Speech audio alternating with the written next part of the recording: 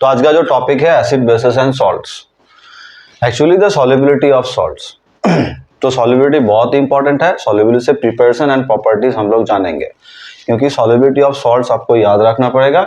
अगर जो students science के लिए सोच रहे हैं after the class 10th examination, तो उसके लिए बहुत ज़्यादा इंपॉर्टेंट है सॉल्युबिलिटी ऑफ सॉल्ट्स। तो दो कॉलम यहाँ पे रेडी है, एक है सॉल्युबल सॉल्ट्स का, दूसरा है इनसॉल्युबल सॉल्ट्स का। आपको ये याद रखना पड़ेगा।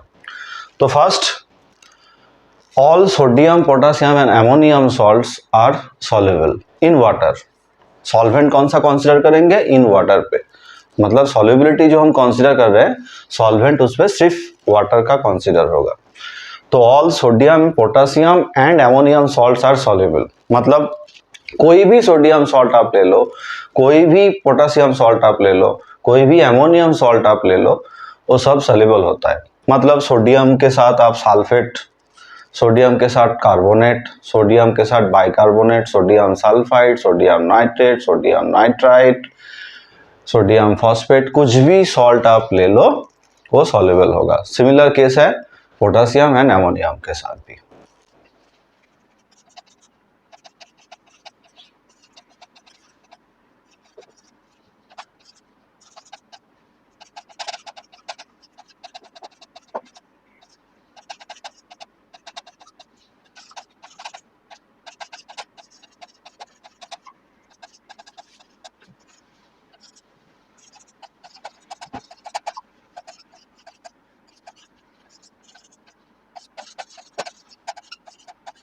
All sodium, potassium and ammonium salts are soluble in water. Second क्या होगा?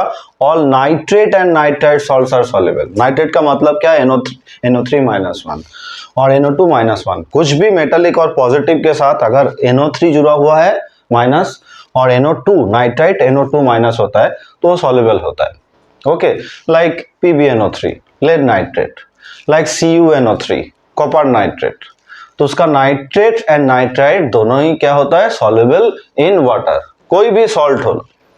All bicarbonate salts are soluble also, मतलब मेटल और पॉजिटिव के साथ अगर HCO3 जुड़ा हुआ है, बाइकार्बोनेट जुड़ा हुआ है, अटैच है, तो वो भी सॉल्युबल होगा bicarbonate. Like sodium, potassium, these are the sparingly soluble। But अगर दूसरा कोई मेटल आप ले लो, like lead bicarbonate, copper bicarbonate, aluminium bicarbonate, these are the examples of soluble salt in the case of bicarbonate। and all sulfates और salts are soluble। इसका भी exception है, जो इनसॉल्युबल में आएगा वो हम देख लेंगे। ओके, अगर मेटल और पॉजिटिव के साथ सल्फेट SO4-2 जुड़ा हुआ हो और SO4-2 अटैच हो, तब क्या होगा? वो सॉल्युबल हो जाएगा। नेक्स्ट है आपका क्लोराइड, दैट इज Cl-1। अगर कोई भी क्लोराइड सॉल्ट्स हो, NaCl, KCl, PbCl2 इनसॉल्युबल है। और क्या होगा? और क्या होगा? ZnCl2। Okay, these are the examples of soluble salt. तो इसका कुछ एक्सेप्शन है। तो फर्स्ट हम देख लेते हैं सोडियम एंड पोटासियम। मैंने बोला all sodium, potassium and ammonium salts are soluble, but in case of sodium and potassium, the sodium and potassium bicarbonate are sparingly soluble।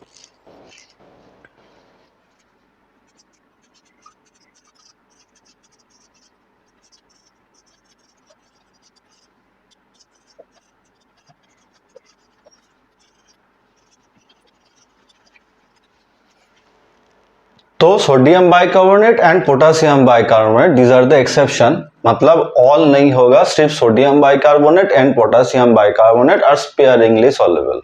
मतलब फुल्ली सॉल्युबल नहीं होता, स्पेयरिंगली होता है, थोड़ा कम होता है। ओके, नाउ आते हैं सल्फेट पे। All sulphates all are soluble in water, but exception कुछ है, like calcium sulphate.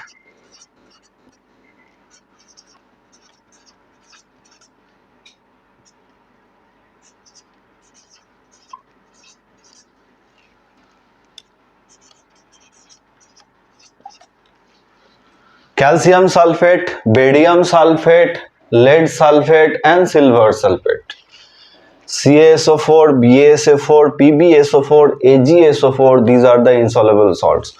and the rest of the sulfate salts are soluble in nature, but calcium sulfate, barium sulfate, lead sulfate and silver sulfate are insoluble. ये soluble water में नहीं होता.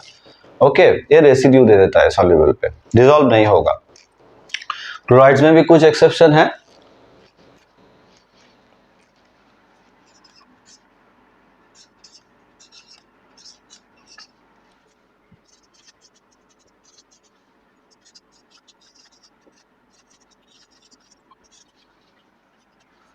इसमें क्या है lead chloride, PbCl2, silver chloride and mercurous chloride, HgCl.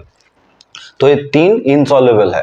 बाकी जितना भी क्लोराइड सॉल्ट्स है वो सॉल्युबल है इन water, but PbCl2, silver chloride, mercurous chloride, HgCl ये तीनों इनसॉल्युबल है इन वाटर. बट लेड क्लोराइड अगर हॉट वाटर हो तो सॉल्युबल हो जाता है.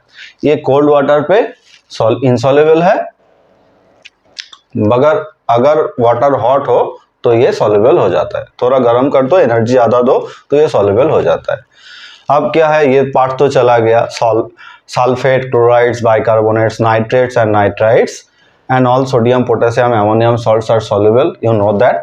बट उसमें कुछ एक्सेप्शन मैंने दिखा दिया. But nitrate and nitrite case में कोई भी एक्सेप्शन नहीं है. जितना भी नाइट्रेट एंड नाइट्राइट है सब सॉल्युबल होता है.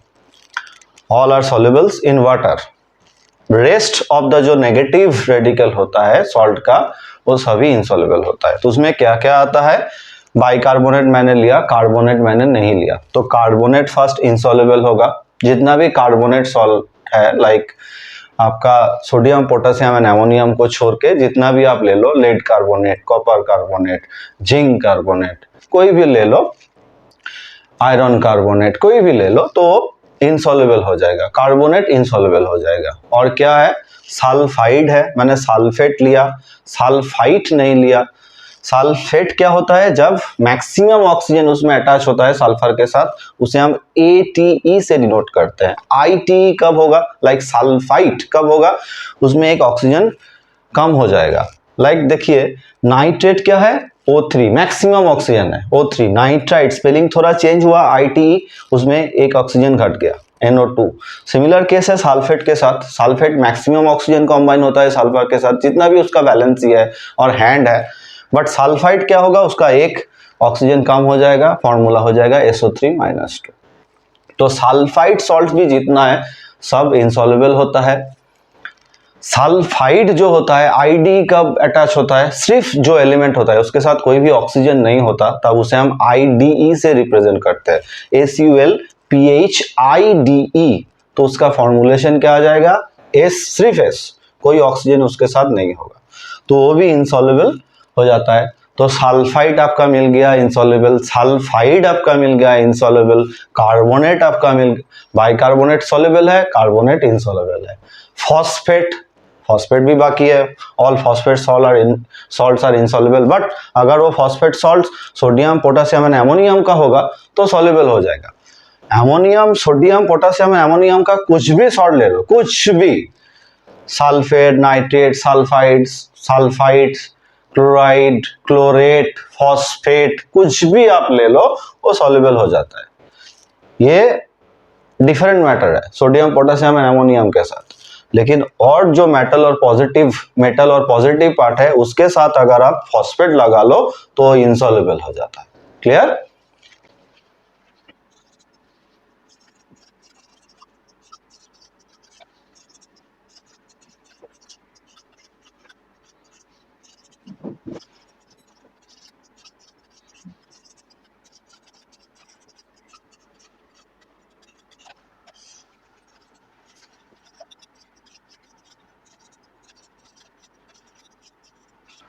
तो ऑल जो एक्सेप्शन था सोडियम, पोटेशियम एंड अमोनियम, उसका बाइकार्बोनेट स्पेयरिंगली सॉल्युबल होता है, मतलब फुल्ली सॉल्युबल नहीं होता, कुछ इनसॉल्युबल होता है, कुछ सॉल्युबल होता है. मैक्सिमम सॉल्युबल हो जाता है, कुछ पार्ट बाकी रह जाता है.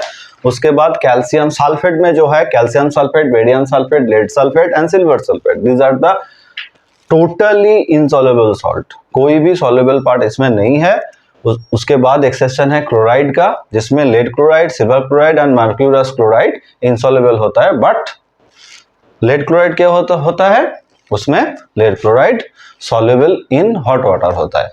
उसके बाद all carbonate, all sulfite, all sulfide, all phosphate, all oxides and all hydroxide salts are insoluble, but वो salt sodium potassium and ammonium का नहीं होगा, तब इंसॉल्युबल हो जाएगा। बाकी जितना भी पॉजिटिव मेटल होगा, पॉजिटिव पार्ट होगा, उसके साथ अगर ये अटैच होगा तो ये इंसॉल्युबल हो जाएगा। ये बहुत ज्यादा इंपॉर्टेंट है, बुक में भी आपको मिलेगा। क्यों इंपॉर्टेंट है? क्योंकि इंसॉल्युबल सॉल्ट को आप याद रखो, नहीं तो सिर्फ सॉल्युबल सॉल्ट को आप याद रखो, बाकी जितना भी पार्ट होगा आप एक्सेप्शन उसके साथ याद रखो, बाकी जितना भी पार्ट होगा वो सिर्फ इंसॉल्युबल पे चला जाएगा। तो याद रखना सिर्फ लेफ्ट कॉलम को है सॉल्युबल सॉल्ट, कौन कौन सा सॉल्युबल सॉल्ट मेरा है, ओके। और बाकी जितना भी है सब इंसॉल्युबल होगा। क्यों ये इंपॉर्टेंट है?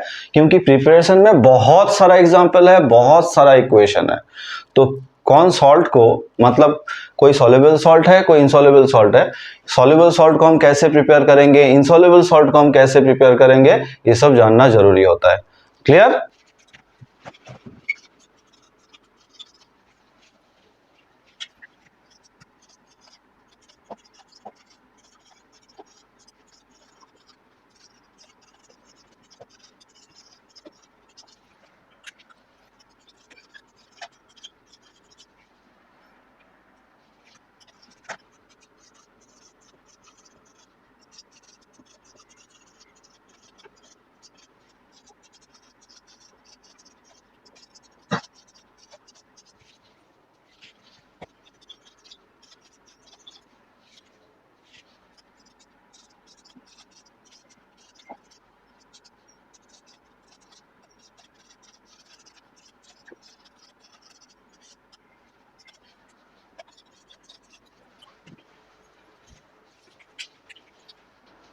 तो ये था मेथड प्रिपरेशन ऑफ सॉल्ट्स का। अब आज हम देखेंगे, अब हम देखेंगे प्रिपरेशन ऑफ सॉल्ट्स, उसमें कुछ मेथड है।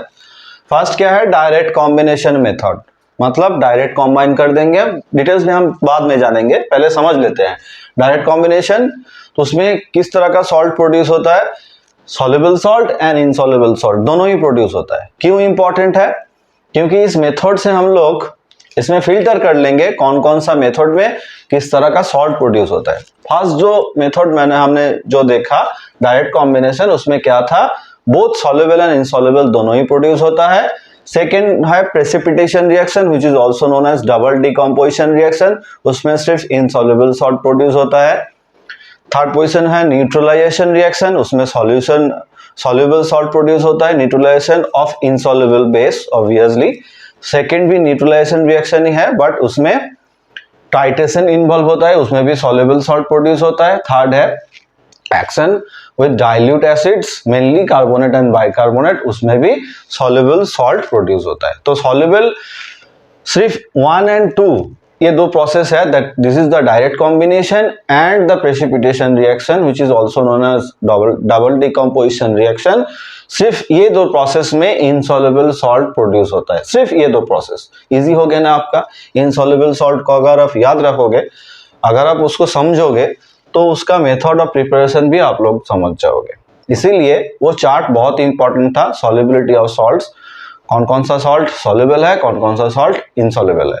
तो इनसॉल्युबल सॉल्ट को हम दो तरह से प्रोड्यूस कर सकते हैं, सिर्फ दो मेथड है।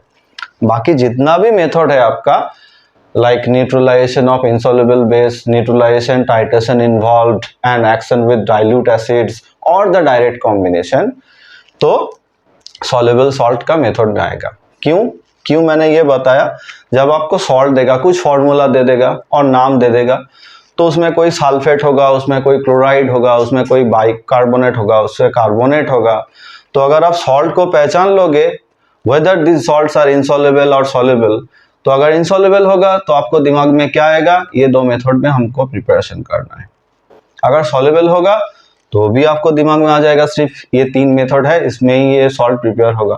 तो प्रिपरेशन ऑफ सॉल्ट्स आता है, बाद में वो भी देखेंगे। क्लियर? तो फर्स्ट पॉइंट को डिस्कस कर लेते हैं, डायरेक्ट कॉम्बिनेशन बहुत ज्यादा इंपॉर्टेंट है।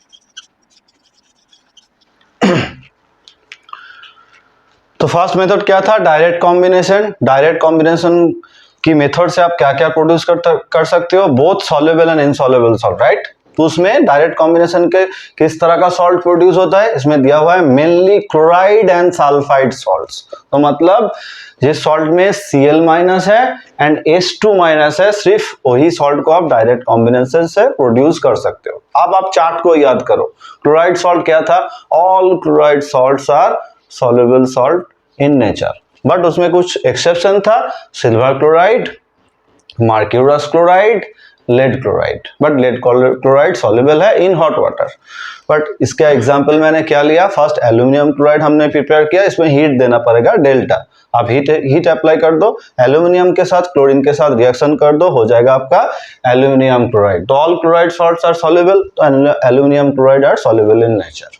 सिमिलर केस है, आयरन के साथ क्लोरीन का रिएक्शन कर दो, आयरन 3 क्लोराइड प्रोड्यूस हो जाएगा, वो भी सॉल्युबल इन नेचर है।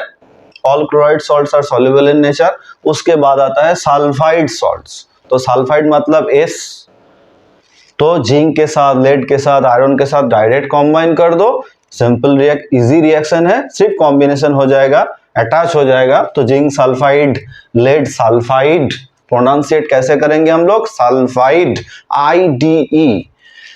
When there is only element with no oxygen, we have to pronunciate it as IDE. Okay, FeS produce हो गया। अब ये all sulphide salts are insoluble in nature, जितना भी।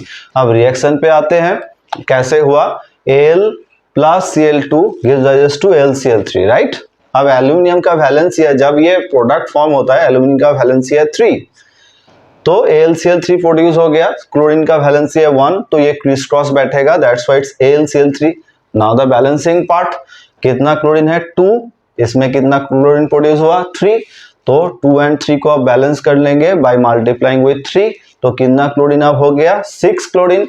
तो इसमें 3 है तो आगे 2 मैंने बैठा दिया, तो 2 बैठा दिया तो क्लोरीन तो बैलेंस हो गया, लेकिन एल्यूमिनियम अभी बैलेंस नहीं हुआ था, तो इसीलिए एल्यूमिनियम का पास इधर भी 2 लगा दिया, हो गया आपका बैलेंसिंग। सिमिलर केस है, आयरन के साथ क्लोरीन, FeCl3 प्रोड्यूस होगा with the direct combination. FeCl2 इसमें प्रोड्यूस नहीं होता है, आयरन 3 क्लोराइड मतलब फेरिक क्लोराइड प्रोड्यूस होता है, फेरस क्लोराइड नहीं। फेरस क्लोराइड का फॉर्मूला होता है FeCl2 और फेरिक क्लोराइड का FeCl3। तो सिमिलर रिएक्शन बैलेंसिंग पैटर्न भी दोनों का सिमिलर है। क्लियर, ये तो आपको समझ में आ गया। ये तो डायरेक्ट कॉम्बिनेशन कुछ भी नहीं है, Zn plus S ZnS plain combine हो गया, कोई भी बैलेंसिंग का पार्ट इसमें नहीं है। तो सल्फाइड सॉल्ट्स क्या होता है, insoluble salt, and chloride salt क्या होता है, सॉल्युबल सॉल्ट्स। तो अगर आपका क्वेश्चन में ये आता है, सपोज आपका जिंक सल्फाइड दिया, तो जिंक सल्फाइड आपको तभी याद रखना पड़ेगा, सल्फाइड सॉल्ट मतलब इनसॉल्युबल सॉल्ट। दो तरह का मेथड्स ऑफ प्रिपरेशन है, एक है डायरेक्ट कॉम्बिनेशन, दूसरा है डबल डिकम्पोजिशन और प्रेसिपिटेशन रिएक्शन। तो प्रेसिपिटेशन रिएक्शन में सल्फाइड सॉल्ट प्रोड्यूस नहीं होता, सिर्फ सल्फाइड सॉल्ट किस में प्रोड्यूस होता है, डायरेक्ट कॉम्बिनेशन में। तो डायरेक्ट कॉम्बिनेशन आप कर दो, इजी हो गया ना, स्टेप बाय स्टेप आप समझोगे तो इजी हो जाएगा। तो डायरेक्ट कॉम्बिनेशन आप देख लो। तो डायरेक्ट कॉम्बिनेशन आपका हो गया। अब है प्रेसिपिटेशन रिएक्शन और double decomposition reaction, which is the method for the preparation of insoluble salt, right. Mainly इसी प्रोसेस में आपको इनसॉल्युबल सॉल्ट दिखेगा। उसमें क्या है, मेथड क्या है, ए वर्ड रिएक्शन है, 2 सॉल्युबल सॉल्ट सॉल्यूशन आपको लेना पड़ेगा, दोनों ही सॉल्युबल आपको लेना पड़ेगा। तो सॉल्युबल सॉल्ट का आपको याद है, all sodium potassium ammonium salts, all sulphate salts और nitrate nitrite salts and all chloride salts. उसमें कुछ एक्सेप्शन होगा, तो nitrate salt is the example, best example for this method. तो एक सॉल्युबल सॉल्ट आप नाइट्रेट ले लीजिए और क्लोराइड ले लीजिए, दूसरा भी सॉल्युबल आप सल्फेट, क्लोराइड, कार्बोनेट ले लीजिए। कार्बोनेट लेंगे तो इनसॉल्युबल सॉल्ट आपका प्रोड्यूस हो जाएगा, क्योंकि कार्बोनेट जब आप लेंगे तब एमोनियम एंड सोडियम को ही चूज करना, क्योंकि all sodium and potassium and ammonium salts are soluble in nature. तो उसमें क्या होगा, एक इनसॉल्युबल सॉल्ट होगा जिसको हम प्रेसिपिटेटेड सॉल्ट भी बोलेंगे, और सॉल्युबल सॉल्ट दूसरा एक सॉल्युबल सॉल्ट प्रोड्यूस होगा। किस तरह का रिएक्शन होगा, ये डबल डिकम्पोजिशन रिएक्शन होगा, मतलब पार्टनर एक्सचेंज रिएक्शन होगा। AB प्लस BC रिएक्शन हो जाएगा AC plus BA, AB plus CD gives rise to AD plus CB। मतलब इसके पार्टनर उसके साथ अटैच हो जाएगा, सिर्फ एक्सचेंज हो जाएगा पार्टनर। यहाँ पे क्या है, PbNO3 whole twice plus Na2SO4, इसका पार्टनर लेड का, नाइट्रेट का पार्टनर है लेड के साथ, एंड सोडियम का पार्टनर है सल्फेट। तो आप क्या करोगे, पार्टनर को एक्सचेंज कर दोगे। This is known as double decomposition reaction, सिर्फ एक्सचेंज हो जाएगा, उसका नेगेटिव रेडिकल इसके साथ अटैच हो जाएगा। तो लेड कौन सा लेगा, सल्फेट लेगा, लेड सल्फेट। सोडियम कौन सा लेगा, सोडियम नाइट्रेट। अब फॉर्मूला, रिएक्शन कैसे बनते हैं केमिकल रिएक्शन, फॉर्मूला क्या हो जाएगा, लेड सल्फेट का फॉर्मूला होता है PbSO4, ये आप जानते हो, एंड सोडियम नाइट्रेट का फॉर्मूला होता है NaNO3। अब बात है बैलेंसिंग का, वो भी देख लेंगे।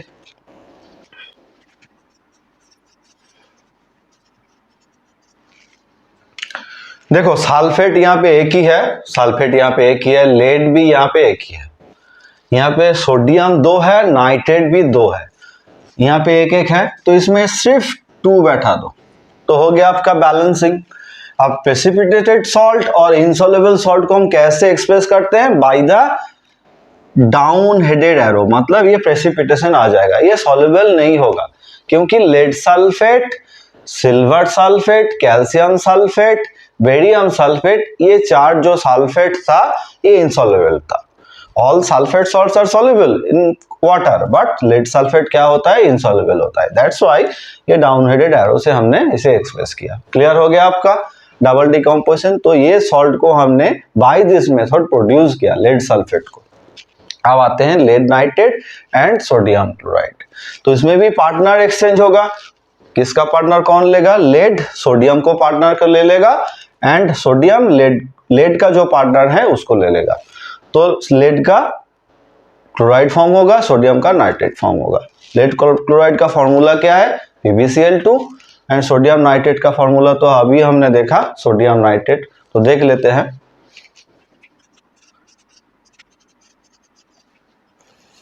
अब आते हैं बैलेंसिंग पार्ट पे। तो क्लोरीन यहाँ पे 1 है, यहाँ पे 2 है, तो मतलब क्लोरीन को फर्स्ट बैलेंस कर लेते हैं, 2 बैठा दो, तो हो गया, क्लोरीन आपको आ गया। अब आते हैं लेड, लेड एक ही है दोनों पे, तो लेड को आप कुछ भी नहीं करना, क्लोरीन आपका सिमिलर हो गया, दो बोथ साइड पे अब 2 सोडियम है 2 नाइट्रेट है, पर यहाँ पे एक एक है, तो यहाँ पे 2 बैठा दो, हो गया आपका रिएक्शन, बैलेंस केमिकल रिएक्शन आपको आ गया। इसमें इनसॉल्युबल कौन सा है, all nitrate and nitrite salts are soluble था उसमें चार्ट में, लेकिन chloride salts are insoluble, but hot water में सॉल्युबल होता है, बट ये कोल्ड वाटर में रिएक्शन हो रहा है, तो इनसॉल्युबल को हम लोग समझेंगे। इनसॉल्युबल को डाउन हेडेड एरो से एक्सप्रेस किया जाता है। सिमिलर केस है zinc sulphate and ammonium carbonate, वही reaction, zinc sulphate and ammonium carbonate क्या होगा, zinc carbonate and ammonium sulphate, right.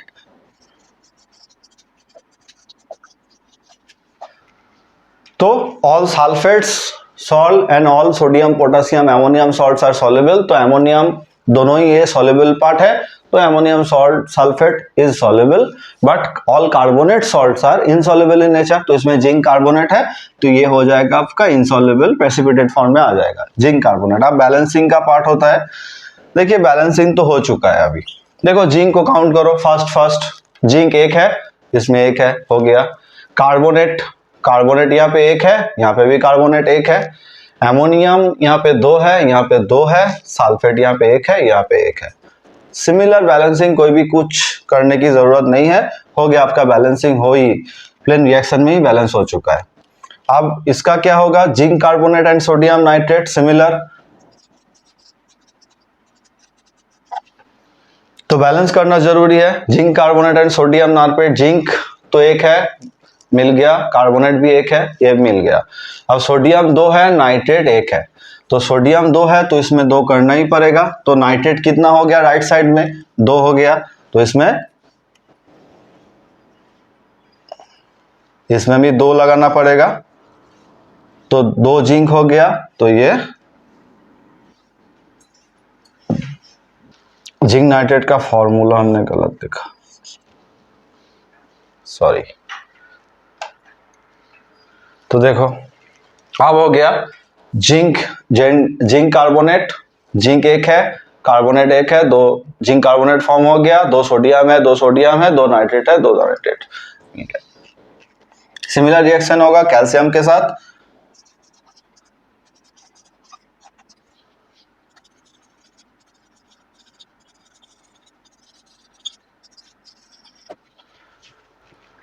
तो देखो calcium chloride plus sodium carbonate, calcium carbonate के साथ रिएक्शन करेगा, फॉर्मूला होगा CaCO3, सोडियम क्लोरीन के साथ रिएक्शन करेगा, हो जाएगा NaCl। तो इसमें carbonate, all carbonate salts are insoluble, तो इनसॉल्युबल पार्ट हो गया। बैलेंसिंग क्या है, दो सोडियम है, दो क्लोरीन है, इसीलिए दो लग गया, एक कैल्शियम है, एक कैल्शियम, एक कार्बोनेट है, कार्बोनेट हो गया पूरा डबल डिकम्पोजिशन रिएक्शन। बहुत इजी है, सिर्फ पार्टनर को एक्सचेंज कर दो और उसके बाद बैलेंसिंग करो।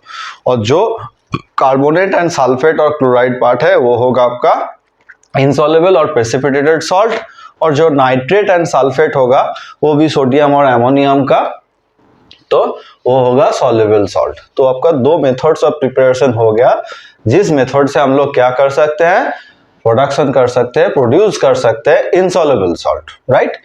तो पक्का हो गया। अब ये तीनों देख लेते हैं जिसमें क्या होगा, सिर्फ और सिर्फ सॉल्युबल सॉल्ट प्रोड्यूस होगा। But number one method which is known as direct combination method, इसमें भी सॉल्युबल सॉल्ट प्रोडक्शन होता है, उसमें सिर्फ क्लोराइड सॉल्ट जो सॉल्युबल सॉल्ट होता है वो प्रोडक्शन होता है, वो भी एल्यूमिनियम एंड आयरन का क्लोराइड। क्लियर। तो अब है नंबर 3 न्यूट्रलाइजेशन। कौन सा प्रोसेस, ऑफ इनसॉल्युबल सॉल्ट, ये ऑफ होगा, ऑफ इनसॉल्युबल सॉल्ट्स। तो उसमें क्या प्रोडक्शन होगा, सॉल्युबल। इनसॉल्युबल सॉल्ट कौन कौन सा है, ऑक्साइड्स एंड हाइड्रोक्साइड्स।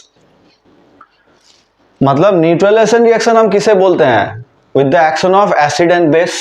मतलब एक एसिड होगा और एक बेस होगा, उसे हम न्यूट्रलाइजेशन रिएक्शन बोलते हैं। तो एसिड तो है dilute sulphuric acid and dilute nitric acid और डाइल्यूट हाइड्रोक्लोरिक एसिड, तो वो तो फिक्स्ड है। मगर बेस हम कौन सा लेंगे, oxides and hydroxides are known as bases, metallic oxides and metallic hydroxides, both are insoluble in nature, right. तो यही है इनसॉल्युबल बेस का रिएक्शन। सिर्फ सोडियम एंड पोटेशियम को अगर ले लेंगे तो हो जाएगा सॉल्युबल बेस। तो सॉल्युबल बेस मतलब एल्कली, तब वो फोर्थ मेथड पे चला जाएगा which is known as titration. तो सोडियम एंड पोटेशियम को आप छोड़ के कोई भी मेटल ऑक्साइड एंड हाइड्रोक्साइड ले लो, उसके साथ एसिड डाइल्यूट एसिड रिएक्शन कर दो, हो जाएगा आपका neutralisation of insoluble base. Clear. तो पोटेशियम एंड लेड को हम ले लेते हैं, सॉरी कॉपर एंड लेड को।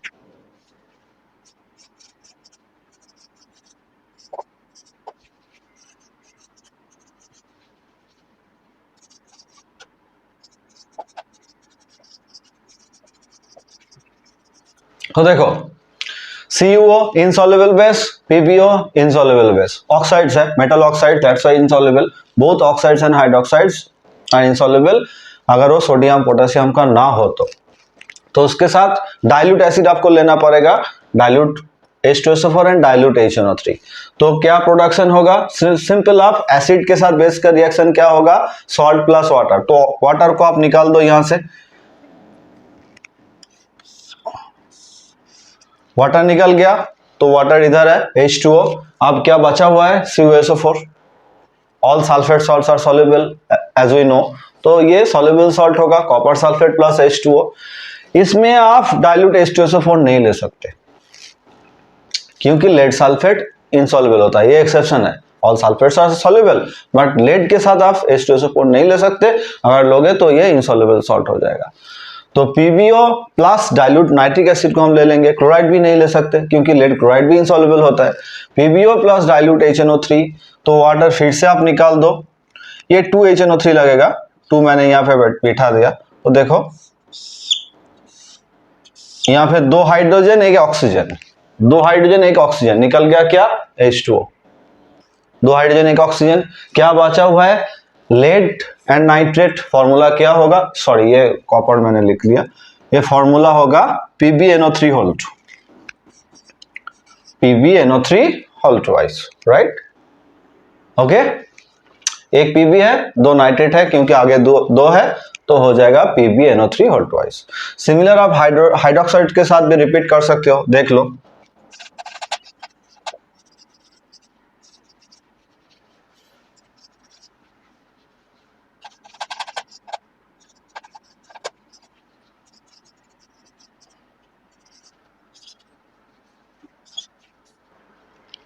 हो गया आपका बैलेंसिंग। देखो COH all twice plus dilute H2SO4 क्या प्रोड्यूस हुआ, COSO4 प्लस 2H2O, क्योंकि इसमें 2 हाइड्रोजन है, इसमें 2, 4 हाइड्रोजन, 2 इंटू 2 4, 2 ऑक्सीजन है, 2 ऑक्सीजन। बैलेंसिंग आपका हो गया। PbOH whole twice plus 2HNO3 क्या रिएक्शन होगा, PbNO3 whole twice plus H2O, तो इसमें NO3 कितना है 2, तो 2 बैठ गया। लेड एंड नाइट्रेट अब हो गया बैलेंस। अब बचा क्या है, 2 हाइड्रोजन एंड यहाँ पे भी 2 हाइड्रोजन है, तो 4 हाइड्रोजन आपका हो गया, 2 ऑक्सीजन है, तो 4 हाइड्रोजन 2 ऑक्सीजन, 2H2O प्रोड्यूस होगा। हो गया आपका बैलेंसिंग। ये lead nitrate soluble, all nitrates and nitrite salts are soluble in nature, all sulfate salt are soluble in nature, that's why these are the soluble salt। ये methods क्या होगा soluble salt का। Similar होगा fourth number neutralisation with titration, मतलब ये जो insoluble base हम लोगों ने लिया, सिर्फ इसको सॉल्युबल बेस मतलब एल्कली में कन्वर्ट कर देना है, बाकी सिमिलर रिएक्शन होगा, सिमिलर प्रोडक्शन होगा। तो फोर्थ पॉइंट क्या है, ये फोर्थ होगा आपका न्यूट्रलाइजेशन टाइट्रेशन इन्वॉल्व, मतलब टाइट्रेशन होगा, वही एसिड एंड बेस रिएक्शन होगा, बट इसमें प्रोडक्शन क्या होगा, सॉल्युबल सॉल्ट। तो इसमें बेस सॉल्युबल है sodium hydroxide, all sodium salts are soluble, इसमें भी सोडियम हाइड्रोक्साइड, इसमें लिया है मैंने अमोनियम हाइड्रोक्साइड, थोड़ा सा चेंज कर दिया, वही वाला डाइल्यूट एसिड हम लोगों ने लिया H2SO4 इस बार HCl ले लिया, ठीक है। तो एसिड एंड बेस के साथ रिएक्शन होगा, क्या होगा आप जानते ही हो, सॉल्ट एंड वाटर। तो फास्ट आप लोगों का काम है वाटर को निकाल दो। तो वाटर, ये है आपका वाटर पार्ट, ये आपका फोर्थ मेथड से प्रिपरेशन हो जाएगा। ये आपका वाटर पार्ट निकल गया, बट बैलेंसिंग नहीं हुआ, तो मैंने प्लस H2O पहले लिख के रखा। ओके, तो क्या होगा,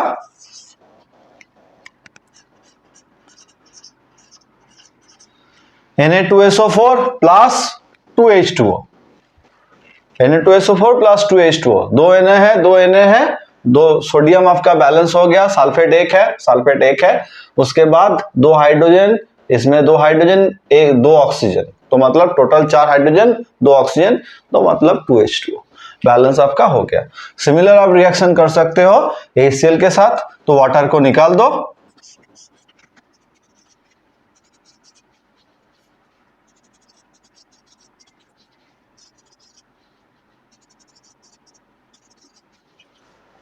तो इसमें क्या हो रहा है, NaOH प्लस HCl, फॉर्मूला क्या होगा NaCl, वाटर को निकाल दो आप, OH एंड H2O निकल गया, बाकी आपका रहेगा, कोई भी बैलेंसिंग करने की जरूरत है, बैलेंस हुआ है।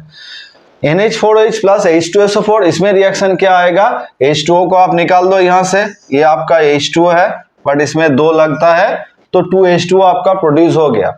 फॉर्मूला क्या है, अमोनियम एंड सल्फेट, उसका फॉर्मूला क्या है NH4 तो NH4 आपका प्रोडक्शन हो गया, 2 अमोनियम है, 2 अमोनियम, एक सल्फेट है, एक सल्फेट, बैलेंसिंग हो गया। सिमिलर केस है यहाँ पे भी, NH4OH प्लस HCl, फॉर्मूला क्या होगा NH4Cl प्लस H2O, रिएक्शन क्या होगा NH4Cl प्लस H2O आप निकाल दो यहाँ से, HOH मतलब H2O निकल गया, H2O, बाकी क्या है NH4 एंड Cl, तो हो गया NH4 एंड Cl। तो ये था न्यूट्रलाइजेशन। सिमिलर 3 एंड 4 जो प्रिपरेशन था, नंबर 3 एंड नंबर 4 सेम ही है, सिर्फ इसमें एल्कली होगा, मतलब सॉल्युबल बेस लेना पड़ेगा, उसमें क्या लेना पड़ेगा, इनसॉल्युबल बेस। क्लियर, बाकी रिएक्शन पैटर्न दोनों का सेम ही है, दोनों प्रोसेस में ही क्या होता है, सॉल्युबल सॉल्ट प्रिपेयर होता है। अब देख लेते हैं एक्शन ऑफ डाइल्यूट एसिड्स किसके साथ, metal carbonate and bicarbonate, mainly metal bicarbonate and carbonate. तो last methods of preparation, action of dilute acids किसके साथ, मेनली कार्बोनेट के और बाइकार्बोनेट के साथ। तो कार्बोनेट हमने लिख लिया यहाँ पे, मेटल और positive carbonate with dilute acid, ward reaction क्या होगा, रिस्पेक्टिव मेटेलिक सॉल्ट, और जो पॉजिटिव पार्ट है उसका सॉल्ट होगा, उसके बाद क्या होगा H2O प्लस CO2 इसमें गैसियस फॉर्म में रिलीज होता है इस रिएक्शन में। ये एकदम फिक्स्ड फॉर्मेट है, ये आप याद रखिए। बाकी जितना भी कार्बोनेट एंड मेटल कार्बोनेट और बाइकार्बोनेट जितना भी है, उसके साथ डाइल्यूट एसिड रिएक्शन यही फॉर्मेट में हो जाएगा, सिर्फ आप फॉर्मेट को याद रखो। तो एग्जाम्पल मैंने क्या क्या लिया, lead carbonate and dilute acid, तो यहाँ पे लिखा हुआ है HNO3, तो क्या होगा PbNO3 whole twice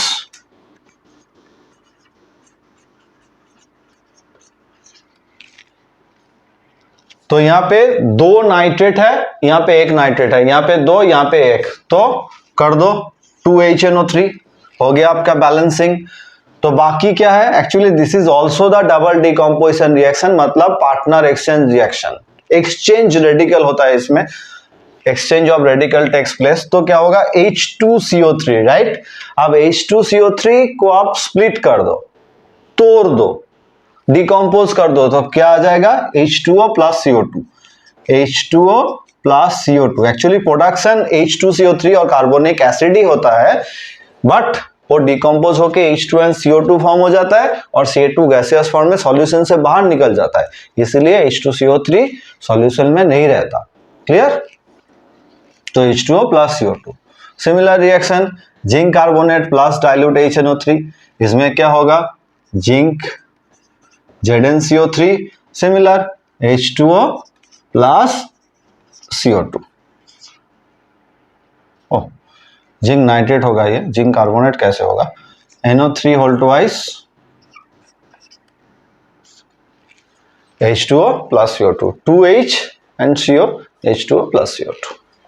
similar copper carbonate plus H2SO4 क्या होगा, copper and sulphate CuSO4 plus H2CO3, यहां से पहले से ही है, तो H2O plus CO2, CO2 gaseous form में होगा तो ये निकल जाएगा सॉल्यूशन से।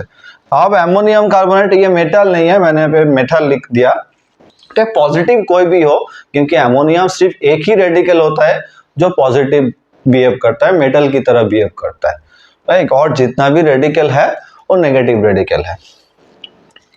तो क्या होगा इसका NH4Cl, क्योंकि NH4 यहाँ पे Cl है तो NH4Cl प्लस H2, यहाँ पे H2 तो नहीं है तो 2 पहले लगाना पड़ेगा, क्योंकि 2 एमोनिया है तो यहाँ पे भी 2 लगाना पड़ेगा।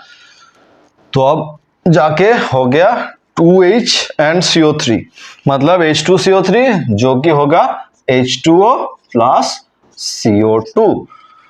क्लियर हो गया आपका एक्शन ऑफ डाइल्यूट एसिड्स किसके साथ, मेटल कार्बोनेट और bicarbonate with the action of dilute acid. जितना भी एसिड मैंने लिया सब डाइल्यूट एसिड है, तो क्या होगा रेस्पेक्टिव मेटालिक सॉल्ट और रेस्पेक्टिव पॉजिटिव सॉल्ट, उसके बाद H2O प्लस CO2। बैलेंस आपको खुद करना पड़ेगा, बैलेंस जिसके बैलेंसिंग में प्रॉब्लम है, किसी को भी बैलेंसिंग में प्रॉब्लम होता है तो प्रैक्टिस करके ही सुधरा जा सकता है, बाकी कोई मेथड नहीं है। हिट एंड ट्रायल मत करो, सिर्फ प्रैक्टिस करो। जितना भी आपका बुक पे एग्जाम्पल है, क्वेश्चन है, वो लिख लिख के प्रैक्टिस कर दो तो बैलेंसिंग अपने आप हो जाएगा। ओके, तो ये था 5 प्रिपरेशन, इसमें कोई भी डाउट हो तो क्वेश्चन कीजिए। अब एक स्पेशल प्रिपरेशन हम लोग देख लेंगे जो regarding to the double decomposition था। उसमें बोर्ड में क्वेश्चन वहां से ऑल्टरनेटिंग ईयर में क्वेश्चन आते हैं इन्फिनिटी नंबर्स। तो अब क्या है, अब है preparation of insoluble salt from another insoluble salt. जो पहले 2 मेथड में हम लोगों ने देखा, डायरेक्ट कॉम्बिनेशन और डबल डिकम्पोजिशन रिएक्शन, उसमें क्या था इनसॉल्युबल सॉल्ट प्रिपरेशन का एक मेथड था, मतलब उस 2 प्रोसेस से हम लोग इनसॉल्युबल सॉल्ट प्रिपेयर कर सकते थे। लेकिन इस प्रोसेस में क्या है, एक दूसरा इनसॉल्युबल सॉल्ट के रिएक्शन करके आप तीसरा इनसॉल्युबल सॉल्ट प्रोड्यूस कर सकते हैं, मतलब एक इनसॉल्युबल सॉल्ट को यूज करके आप दूसरा इनसॉल्युबल सॉल्ट यूज करोगे मत। बट डबल डिकम्पोजिशन रिएक्शन में क्या था, 2 सॉल्युबल सॉल्ट सॉल्यूशन लेना है, रिएक्शन करने के बाद एक इनसॉल्युबल होगा दूसरा सॉल्युबल होगा। लेकिन यहां से रिएक्टेंट प्रोडक्ट, रिएक्टेंट भी इनसॉल्युबल है, प्रोडक्ट भी इनसॉल्युबल है, तो एक स्टेप में नहीं होगा, दो स्टेप लगना पड़ेगा। तो ये पर 3 एग्जाम्पल है, from lead oxide to lead chloride. Lead oxides, all oxides and hydroxide salts are insoluble, और उसमें क्लोराइड तो सॉल्युबल होता है, but exception lead chloride soluble नहीं होता, इनसॉल्युबल होता है, सॉल्युबल इन हॉट वाटर। तो इसको देख लेते हैं कैसे हम यूज करेंगे। ये 3 जो प्रिपरेशन है, from lead oxide to lead chloride, from lead carbonate to lead sulphate, from lead carbonate to lead chloride, ये 3 प्रोसेस में ही आपको ये 2 मतलब सिंगल स्टेप में नहीं होगा, इसमें 2 स्टेप लगेगा। बीच वाला जो पहले वाला जो स्टेप है, ये लेड ऑक्साइड को और लेड कार्बोनेट को जो रिएक्टेंट है उसको हम लोग लेड नाइट्रेट में कन्वर्ट कर लेंगे, क्योंकि लेड का जो नाइट्रेट और कोई भी नाइट्रेट और नाइट्राइट सॉल्ट क्या होता है, सॉल्युबल इन वाटर, तो लेड नाइट्रेट में कन्वर्ट कर लेंगे, उसके बाद रिएक्शन में जाएंगे। क्लियर?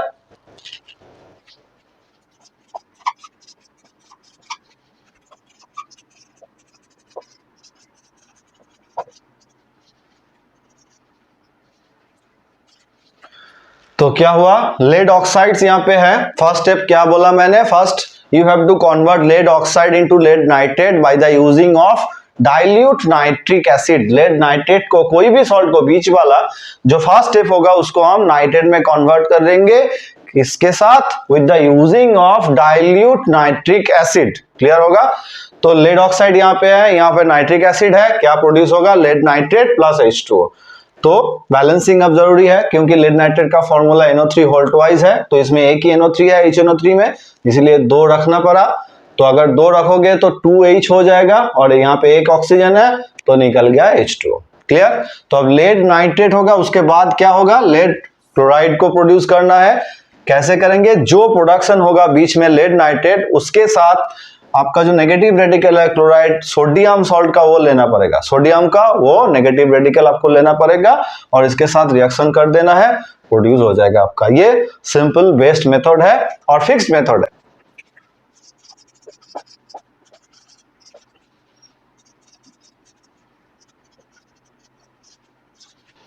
तो हो गया, क्या बोला मैंने, फर्स्ट स्टेप क्या होगा, first you have to convert this salt, that is lead oxide, into the lead nitrate. After production of lead nitrate you have to convert it into lead chloride by the using of sodium of that negative radical. तो यहाँ पे chloride produce करना है तो sodium का chloride लेना है। अगर यहाँ पे सल्फेट प्रोड्यूस करना है तो बीच वाला स्टेप में आपको सोडियम सल्फेट लेना पड़ेगा। आपको क्लोराइड प्रोड्यूस करना है तो फिर से सोडियम क्लोराइड लेना पड़ेगा। और इसका जो रिएक्टेंट जो है, यहाँ पे लेड ऑक्साइड, यहाँ पे लेड कार्बोनेट, यहाँ पे भी lead carbonate, and this salts you have to convert it into lead nitrate, nitrate of this metal. Clear? Nitrate को हम कैसे करेंगे, by the using of dilute nitric acid, and उसके बाद जो सॉल्ट होगा वो सोडियम के सॉल्ट के साथ रिएक्शन कर देंगे। अब आते हैं दिस पर्टिकुलर रिएक्शन पे। तो लेड नाइट्रेट यहाँ पे है, उसके साथ NaCl का रिएक्शन हो गया आपका लेड क्लोराइड जो फॉर्मुलेटेड है PbCl2 जो प्रेसिपिटेटेड साइन है और इनसॉल्युबल सॉल्ट है। उसके बाद डबल डिकम्पोजिशन रिएक्शन हो रहा है तो NaNO3 हो गया, बट यहाँ पे 2NO3 है तो 2NO3 मैंने प्लेस कर दिया, बट सोडियम एक ही था तो 2 हो गया। Similar simple balance reaction, first step ये होगा, सेकेंड स्टेप ये होगा। Similar lead carbonate to lead sulphate अब देख लेते हैं।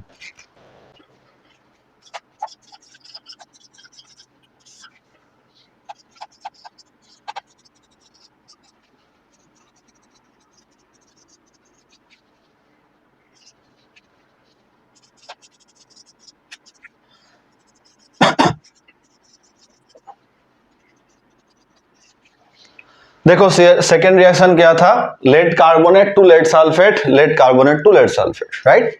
अब लेड कार्बोनेट को क्या किस में कन्वर्ट करना है, लेड नाइट्रेट में by the using of dilute nitric acid. तो डाइल्यूट नाइट्रिक एसिड मैंने ले लिया तो क्या प्रोडक्शन होगा, लेड नाइट्रेट जो सॉल्युबल सॉल्ट होता है।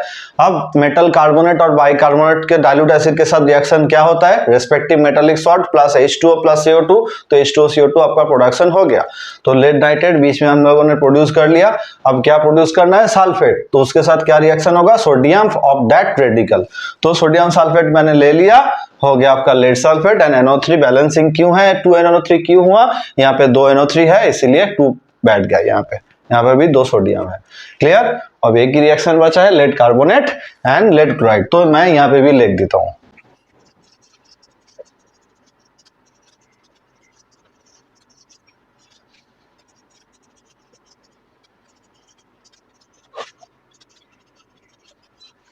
तो देखो अब lead carbonate to lead chloride कैसे हुआ, lead carbonate plus dilute HNO3 क्या प्रोड्यूस होगा, lead nitrate plus H2O CO2 क्यों होगा, क्योंकि मेटल कार्बोनेट और बाइकार्बोनेट के साथ जब आप डाइल्यूट एसिड रिएक्शन करोगे तो प्रोड्यूस होगा respective metallic salt plus H2O plus CO2। यहाँ पे भी सेम रिएक्शन है और बीच में लेड नाइट्रेट ही प्रोड्यूस करना है, तो लेड नाइट्रेट हम लोगों को अभी आ गया रिएक्शन में। अब लेड नाइट्रेट उसके साथ क्या लेना है, क्लोराइड है तो सोडियम क्लोराइड लेना है, तो सोडियम क्लोराइड हम लोगों ने ले लिया, हो गया आपका lead chloride which is a insoluble salt plus double decomposition reaction जो हो रहा है NaNO3 टू, यहाँ पे 2NO3 है इसीलिए 2 मुझे लेना पड़ा क्योंकि Cl भी 2 था। तो बैलेंसिंग आपका हो गया। यह था आपका complete salt preparation of salts. अब देख लेते हैं कुछ पर्टिकुलर सॉल्ट, आपको जो सिलेबस में है कुछ पर्टिकुलर सॉल्ट हम कैसे प्रोडक्शन करेंगे with the help of chemical reaction. तो अब देखेंगे कुछ पर्टिकुलर सॉल्ट जो आपको बोर्ड में क्वेश्चन आएगा, उसका methods of preparation and the chemical reaction, उसका प्रोसेस भी आता है लेकिन वो भी हम जान लेंगे। तो फर्स्ट है कॉपर सल्फेट। कॉपर सल्फेट को हम कैसे प्रोड्यूस करेंगे? न्यूट्रलाइजेशन रिएक्शन, क्योंकि ये सॉल्युबल सॉल्ट है और जो बेस के साथ एसिड के साथ रिएक्शन करके प्रोड्यूस होता है।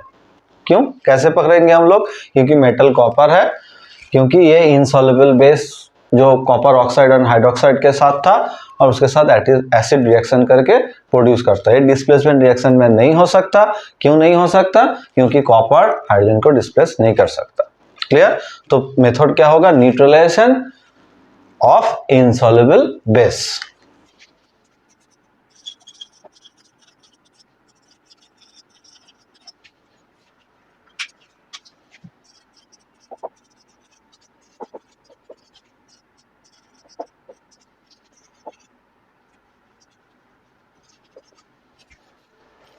तो ये दो मेथड पे आप कॉपर सल्फेट क्रिस्टल को प्रोड्यूस कर सकते हो। CuO plus H2SO4 CuSO4 H2O और COH whole twice plus dilute H2SO4 CuSO4 plus 2H2O।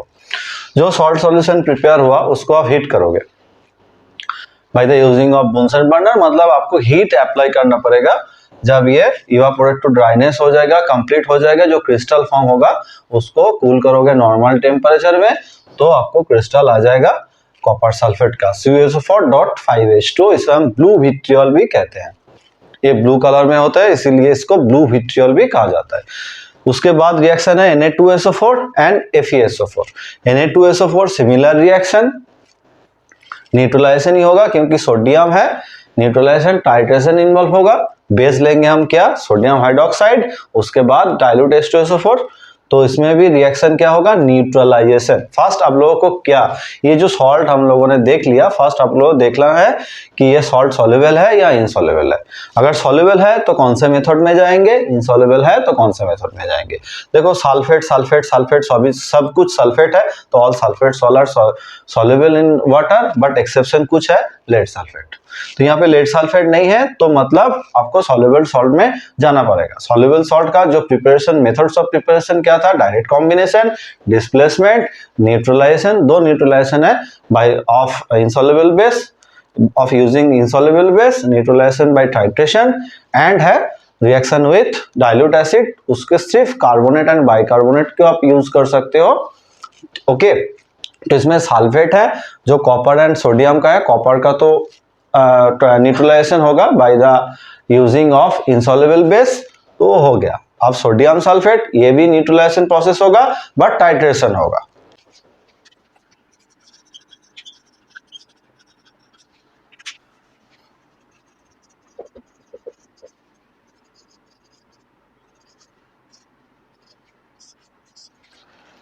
तो हो गया आपका केमिकल रिएक्शन। आप सोडियम ऑक्साइड भी ले सकते थे, Na2O प्लस H2SO4 हो जाता आपका Na2SO4 प्लस H2O। ये भी रिएक्शन पॉसिबल था। ये 10H2 है, इसे हम ग्लोबल सॉल्ट बोलते हैं। ये भी क्रिस्टल है। तो कैसे होगा? जब आप सॉल्यूशन में ये पाओगे सोडियम सल्फेट एंड वाटर, इसको भी हीट अप्लाई करना। जब तक ना फुल्ली सैचुरेटेड सॉल्यूशन बन जाता, मतलब इवापोरेट टू ड्राइनेस नहीं हो जाता, मतलब थोड़ा सा वाटर इसमें रहेगा, fully concentrated fully saturated solution आपको बनाना है by the applying of heat. तब इसको नॉर्मल टेम्परेचर में कूल करना है। कूल करने के बाद ये सोडियम सल्फेट क्रिस्टल बन जाएगा, जिसका और एक नाम है ग्लोबल सॉल्ट। ओके, अब आते हैं FeSO4 7H2O। ये भी सॉल्युबल सॉल्ट है, तो मतलब वही 4-5 वाला जो रिएक्शन था, डायरेक्ट कॉम्बिनेशन, न्यूट्रलाइजेशन, दो न्यूट्रलाइजेशन प्रोसेस, एक डिस्प्लेसमेंट रिएक्शन और दूसरा है by the action of dilute acid जो मेटल कार्बोनेट एंड बाइकार्बोनेट के साथ होता है। लेकिन मैंने डिस्प्लेसमेंट रिएक्शन उसमें ओमिट कर गया था, अवॉइड कर गया था। अभी हम लोग देख लेंगे डिस्प्लेसमेंट रिएक्शन क्या होता है। Metal plus dilute acids, active metal plus dilute acids क्या होता है? Respective metallic salt plus hydrogen. Clear?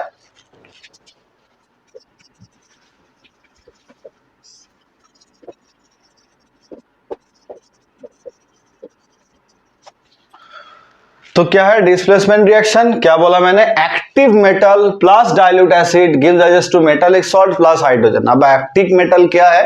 Active metal मतलब जो मेटल एक्टिविटी सीरीज में और इलेक्ट्रोकेमिकल सीरीज में हाइड्रोजन के ऊपर जो प्लेस है उसे हम एक्टिव मेटल बोलते हैं। सिर्फ उसी के साथ डाइल्यूट एसिड जब आप रिएक्शन करोगे तो वो एसिड का जो नेगेटिव पार्ट है उसको ले लेगा और हाइड्रोजन को रिप्लेस कर देगा। ओके, तो मेटल एक्टिविटी सीरीज थोड़ा सा देख लेते हैं, पहले भी हम लोग देख चुके हैं, फिर भी देख लेते हैं।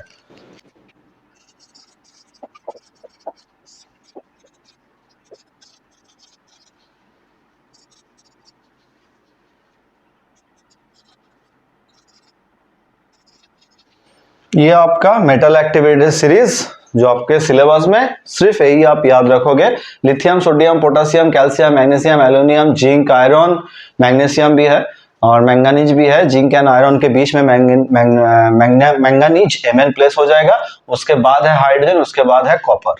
तो कॉपर का कोई भी सॉल्ट, कोई भी कुछ हाइड्रोजन को रिप्लेस नहीं कर सकता, because copper is placed below the hydrogen. The metals which are placed above the hydrogen, only those metals can replace hydrogen from the dilute acids. तो इसमें रिएक्शन क्या है? जिंक सल्फेट एंड FeSO4, ये दो जो सॉल्ट है, यही दो सॉल्ट इसी डिस्प्लेसमेंट रिएक्शन से हो जाएगा। ओके, तो जिंक सल्फेट एंड FeSO4 को हम कैसे प्रोड्यूस करेंगे? By the displacement reaction. इसका क्या होगा? Displacement reaction.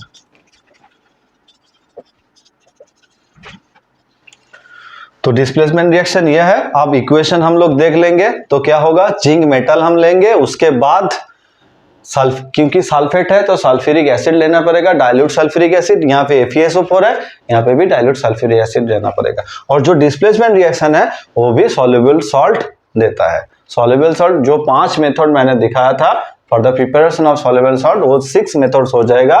उसमें 4 और जो पहले वाला था डायरेक्ट कॉम्बिनेशन 5 मिला, वो उसको मिला के 5 टोटल 5 मेथड्स ऑफ प्रिपरेशन है for the production of soluble salt.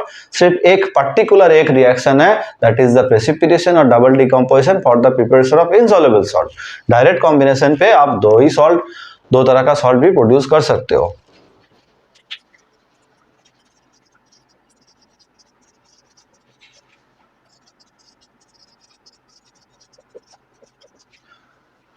तो रिएक्शन आपका हो गया Fe plus dilute H2SO4 gives rise to FeSO4 plus H2. Similar, zinc plus dilute H2SO4 gives rise to ZnSO4 plus H2. अब जो solution यहाँ पे बना है FeSO4, फिर से वही वाला मेथड, आपको हीट करना है सॉल्यूशन को and concentrated and saturated solution बनाना है, उसके बाद कूल करना है रूम टेम्परेचर में, तो एक क्रिस्टल बन जाता है ZnSO4 एंड FeSO4 का। FeSO4 एंड .7H2 इसे दूसरा भी नाम है, इसे हम ग्रीन विट्रियल बोलते हैं, एंड ZnSO4 .7H2 को हम लोग क्या बोलते हैं? White vitriol. और एक सॉल्ट है MgSO4 .7H2O, उसे हम एप्सॉम सॉल्ट बोलते हैं, उसी का भी प्रिपरेशन सेम ही है, displacement reaction Mg plus dilute H2SO4 gives rise to MgSO4 plus H2, and उस सॉल्ट को भी आप लोगों को हीट करना पड़ेगा एंड सैचुरेटेड सॉल्यूशन बनाना पड़ेगा। ओवर सैचुरेशन जब हो जाए तो उसको कूल करना, क्रिस्टल बन जाएगा। Clear? This process is known as methods of crystallisation. हो गया आपका डिस्प्लेसमेंट रिएक्शन, जो मैंने पहले नहीं बताया था, अब दिखा दिया। तो अब क्या है? FeCl3, PbCl2, CaCO3, ZnCl3 and PbSO4। तो अब है FeCl3, तो ये क्या है? ये भी सॉल्युबल सॉल्ट है, तो मतलब वही 5, but chloride and sulphide salt can be prepared by the direct combination reaction. ये डायरेक्ट कॉम्बिनेशन में पहले भी मैंने बता दिया था, तो ये क्या प्रोसेस में होगा? Direct combination. तो इसका रिएक्शन क्या होगा? प्लस प्लेन आप Fe प्लस Cl2 कर दो, क्योंकि ये डायरेक्ट कॉम्बिनेशन है, प्रोड्यूस हो जाएगा FeCl3। रिएक्शन भी बैलेंस हो गया। कैसे होता है ये प्रिपरेशन? एक आयरन का फॉयल लिया जाता है, उसको बाय द इलेक्ट्रिसिटी आपको हीट करना पड़ता है और बाहर से क्लोरीन गैस को अंदर भेजना पड़ता है, एक ट्यूब के अंदर होता है, तो FeCl3 प्रोडक्शन होके आता है। उसमें कैल्शियम क्लोराइड भी यूज होता है एज ए ड्राइंग एजेंट और डिहाइड्रेटिंग एजेंट, क्योंकि जो मॉइस्चर प्रोड्यूस होता है एयर पास करने से उस मॉइस्चर को एब्जॉर्ब कर लेता है, तो हो जाता है आपका FeCl3 जो डायरेक्ट कॉम्बिनेशन में है। अब है इनसॉल्युबल सॉल्ट प्रिपरेशन, क्योंकि PbCl2 है, कार्बोनेट है, because PbCl2 is a insoluble salt and carbonate, यहाँ पे भी कार्बोनेट है, यहाँ पे भी सल्फेट है। Sulphate salts are soluble, chloride salts are soluble, but ये लेड का है इसीलिए इनसॉल्युबल सॉल्ट बन जाता है। तो कैसे प्रिपेयर करेंगे लेड क्लोराइड को? बाय द डबल डिकम्पोजिशन और precipitation reaction.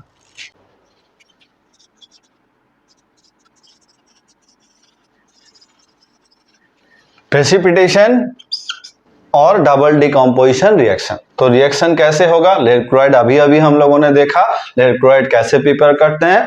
First lead nitrate, एक सॉल्युबल सॉल्ट लेना पड़ता है, दो सॉल्युबल सॉल्ट मिक्सचर, एक इनसॉल्युबल सॉल्ट होगा और दूसरा सॉल्युबल सॉल्ट होगा, राइट। तो लेड का जो सॉल्युबल सॉल्ट है वो लेड नाइट्रेट है, उसके साथ क्या लेंगे हम? दूसरा सॉल्युबल सॉल्ट सोडियम क्लोराइड।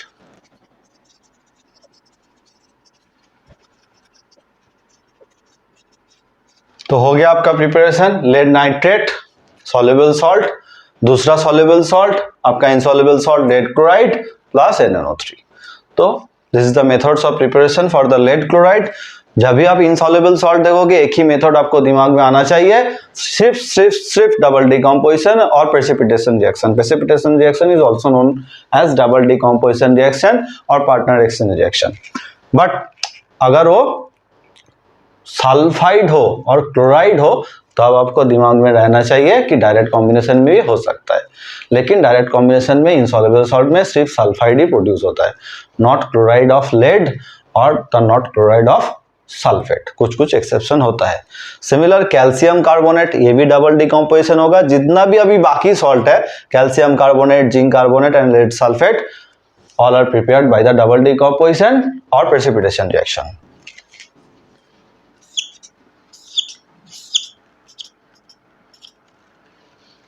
इसका रिएक्शन क्या होगा ले कैल्शियम कार्बोनेट का? तो एक कैल्शियम नाइट्रेट और कैल्शियम क्लोराइड आप ले सकते हो। कैल्शियम नाइट्रेट को लेंगे, उसके बाद सोडियम कार्बोनेट ले लेंगे, हो जाएगा कैल्शियम कार्बोनेट।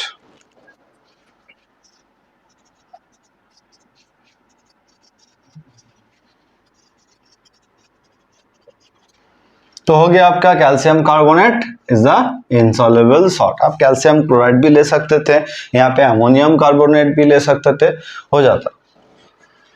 अब है zinc carbonate, similar zinc nitrate ले लो आप।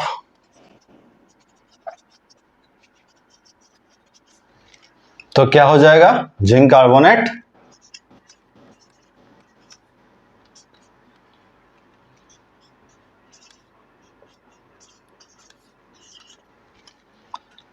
ये आपका इनसॉल्युबल सॉल्ट। अब है लेड सल्फेट। लेड सल्फेट अभी प्रिपरेशन हम लोगों ने किया by the lead nitrate and sodium sulphate.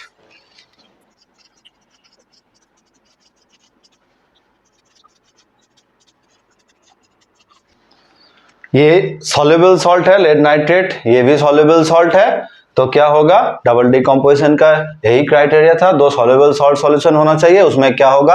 एक प्रिपरेशन होगा इनसॉल्युबल सॉल्ट, दूसरा होगा सॉल्युबल सॉल्ट। तो जो लेड सल्फेट प्रोड्यूस हुआ वो है इनसॉल्युबल सॉल्ट और दूसरा है सॉल्युबल सॉल्ट। कैसे होता है? Partner exchange reaction, lead sodium का पार्टनर को ले लेगा तो लेड सल्फेट हो जाएगा, सोडियम लेड का पार्टनर जो नाइट्रेट है उसको ले लिया, होगा बैलेंस। तो आप लोग जानते ही हो। तो ये था मेथड्स ऑफ प्रिपरेशन जो बोर्ड में आता है and the complete chemical reaction. तो आपका सॉल्ट पूरा खत्म हो गया, एसिड बेस सॉल्ट पूरा चैप्टर ही खत्म हो गया।